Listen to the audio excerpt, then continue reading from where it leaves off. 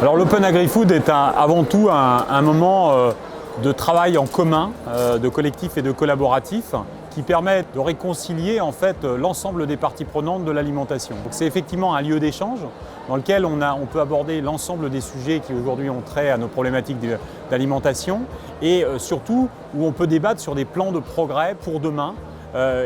Par rapport à l'évolution qui nous est demandée aujourd'hui de la transition agricole, de la transition agroalimentaire et de la transition environnementale.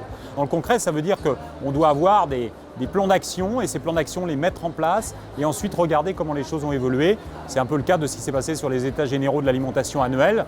Alors ce qui rend le forum si unique, c'est qu'on peut trouver en fait finalement l'ensemble des personnes qui sont intervenantes au niveau de l'alimentation. On va rencontrer un député, on va rencontrer des étudiants, on va rencontrer un agriculteur et ces gens-là vont pouvoir avoir un dialogue qui va être facilité au travers de ce que l'on fait. On l'a très bien vu au travers des travaux de l'Open Agri-Food sur ces 2 jours. C'est des moments où effectivement par rapport à ce qui est pensé des fois en termes de législation, en termes d'objectifs, et bien derrière on a des retours qui peuvent être complètement différents et ces débats ont lieu et je pense que ces débats servent des fois à modifier certaines positions telles qu'elles peuvent être prises. Alors le forum est un lieu d'échange avec aussi bien le consommateur que les industriels, que toute organisation qui sont à l'intérieur des filières. C'est vraiment un moment où on peut discuter tous ensemble pour parler des états généraux de l'alimentation qui est ressorti comme thématique pour ces 2 jours. C'est vraiment aller au fond des choses pour faire un petit pas supplémentaire chaque année. L'état d'esprit, c'est les échanges. Alors il y a pendant les tables rondes, mais aussi l'échange au moment des moments conviviaux là, qu'on vient de vivre comme ce midi au moment du repas.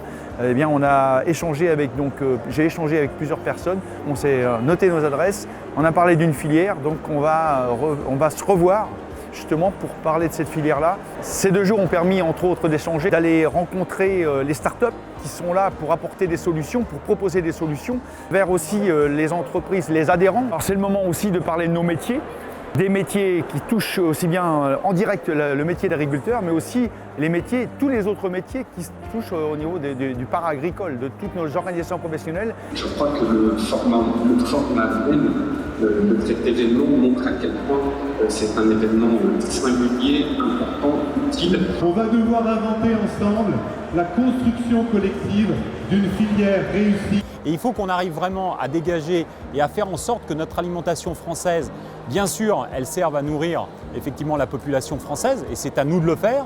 Elle sert à exporter parce qu'on voit bien qu'avec le réchauffement climatique, il peut y avoir des enjeux majeurs en termes d'évolution et nos terres sont des terres qui sont propices à la culture agricole.